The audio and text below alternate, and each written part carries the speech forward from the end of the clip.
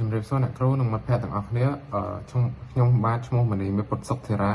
ដែលឡើងពីក្របវត្តដែលថ្ងៃនេះខ្ញុំមកធ្វើបទបង្ហាញអំពី Explore Cambodia ជាមួយ Cambo Trip ចំណុចដំបូងមុននឹងឈានទៅដល់ការធ្វើបទបង្ហាញខ្ញុំចង់បង្ហាញពាក្យមួយដែលគេនិយាយថា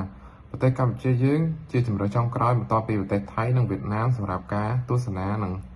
ដើរលេងសម្រាប់ភ្ញៀវទេសចរអន្តរជាតិហើយយោងទៅតាម diagram ដែលក្រុមយើងដកស្រង់ពីឆ្នាំ2023ដែលក្នុងនោះយើងឃើញថាក្នុងចំណោមភ្ញៀវទេសចរចំនួន55លាននាក់នៅក្នុងនោះ61%បានតែលេងប្រទេសថៃ27%បានតែលេងប្រទេសវៀតណាមហើយប្រទេសកម្ពុជាយើងទទួលបានតែ12%ប៉ុណ្ណោះ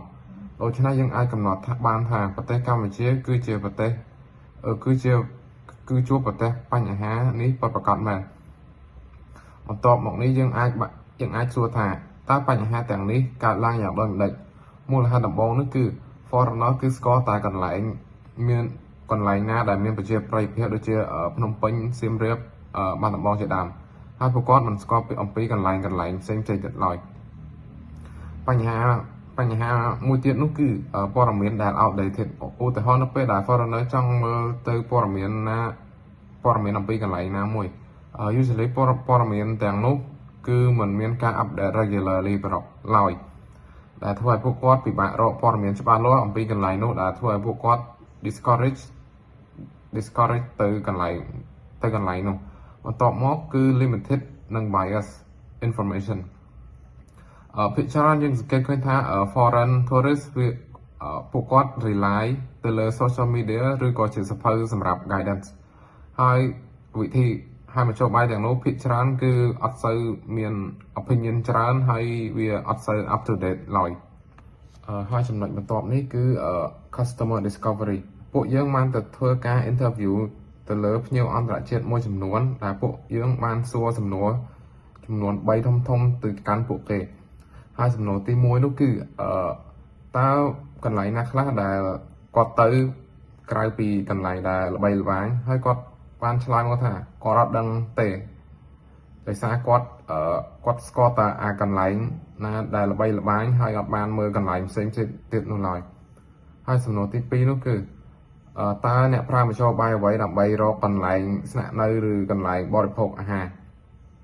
គាត់បានឆ្លើយថាគាត់ភាគច្រើនប្រើ Google Map ហើយពេលខ្លះទៀតគាត់អាចនឹង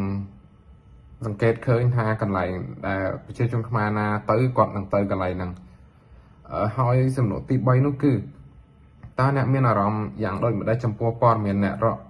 រកឃើញហើយចម្លើយគាត់ប្រាប់យើងនោះ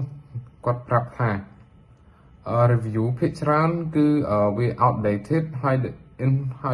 ព័ត៌មានដែលគាត់អាននៅក្នុងសៀវភៅហ្នឹងវាអត់បាន update ជាច្រើនឆ្នាំមកហើយគាត់ក៏អាច miss out ជាមួយនឹងកម្មវិធីអីជាច្រើនផ្សេងទៀតបន្ទាប់មកនេះគឺជា proposed solution ដែលពួកយើងបានក្រុងនឹងបង្កើតapp មួយដែលមានមុខងារសម្រួលទៅដល់ភ្ញៀវទេសចរក្នុងការស្វែងរកកន្លែងដើរកម្សាន្តហើយ feature ទី1នោះវានឹងមាន map មួយដែលវាផ្ដោតទៅលើផែនទីប្រទេសកម្ពុជាដែលក្នុងផែនទីនោះបង្ហាញពីកន្លែងដើរលេងកន្លែងស្នាក់នៅនិងកន្លែងបរិភោគអាហារជាដើមnext នៅក្នុងចំណោមlocation នីមួយនោះគឺមាន description ដែលនិយាយអំពីកន្លែងនោះដែលធ្វើឲ្យមានការងាយស្រួលដល់ទេសចរភ្ញៀវទេសចរទី3នោះគឺជា customized trip feature របស់គាត់តាមរយៈ preferences របស់ភ្ញៀវនីមួយដែលយោងទៅតាម budget preferences activity ជាដើមហើយនេះគឺជា prototype ដែលយើងបានបង្កើតមកឡើងដែលទី1បង្ហាញនៅ description អំពី tourist attraction មួយដែលភ្ញៀវបាន selected next គឺជា review ដែល user អាច give និងមើល review ទាំងនោះហើយ user ក៏អាច download ឬ upload the review ដើម្បី ensure ថា review នោះ useful សម្រាប់ខ្លួនឯងនិងអ្នកដទៃហើយ forum ក៏ដូចអញ្ចឹងដែរ forum នោះគឺ user អាចសាកសួរហើយ user អាចផ្សេងទៀតអាចជួយឆ្លើយសំណួរដែលឆ្ងល់នោះបន្ទាប់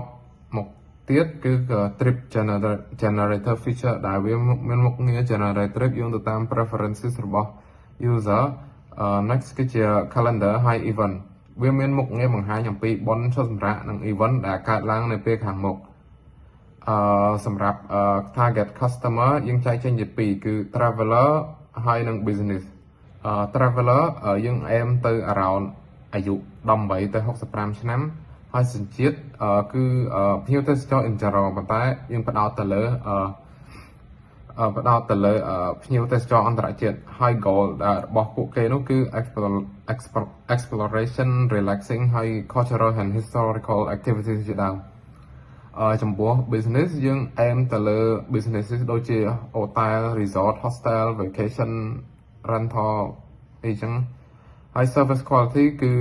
luxury mid range budget friendly ហើយ availability គឺ suitable for ការស្នាក់នៅរយៈពេលខ្លីហើយរយៈពេលយូរហើយចំណុចបន្ទាប់នេះគឺ competitor analysis យើងសង្កេតឃើញថា competitor យើងមានចំនួន3គឺរួមមាន TripAdvisor Kim ហើយ Google Maps ហើយ competitor នីមួយៗគឺតែងតែមានចំណុចល្អរៀងៗខ្លួនហើយ help របស់យើងនឹង fix problem ទាំងអស់ដែល competitor យើងជួបផ្ទះហើយចំណុចបន្ទាប់នេះគឺ value proposition ដែល app របស់យើងផ្ដល់ឲ្យដល់ user ចំណុចដំបូងនេះគឺ personalized travel planning ដែល user អាច plan trip របស់គាត់យោងទៅតាមចំណូលចិត្តរបស់គាត់ទី2នោះគឺ up to date ហើយ reliable information ហើយទី3នោះគឺងាយស្រួលប្រើសម្រាប់ user គ្រប់ប្រភេទហើយចំណុចបន្ទាប់នេះគឺ source of revenue source revenue ដំបូងគេនោះគឺ advertisement យើងអាច make revenue ពីការ user interaction នៅលើ advertisement ទាំងឡាយនោះហើយចំណុចទី2នោះគឺ affiliate marketing យើងអាចនឹង earn commission 1% សម្រាប់ការជួយ business យើងក្នុងការ secure booking សម្រាប់ចំណុចបន្ទាប់នេះគឺ scalability យើងចែកចេញជា3 term គឺ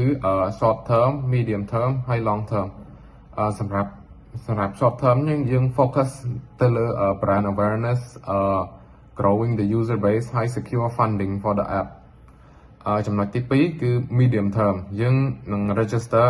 ជា business មួយហើយយើងអាចនឹងចាប់ផ្ដើមទទួល revenue ពី business partner របស់យើងហើយ for the long term យើងអាចនឹងឃើញ consistent profit ពី business partners របស់យើងហើយជាចុងក្រោយខ្ញុំសូមអរគុណអ្នកគ្រូនិងមិត្តភ័ក្តិទាំងអស់គ្នាដែលចំណាយពេលវេលាដ៏មានតម្លៃស្ដាប់ខ្ញុំបកស្រាយ presentation មួយនេះ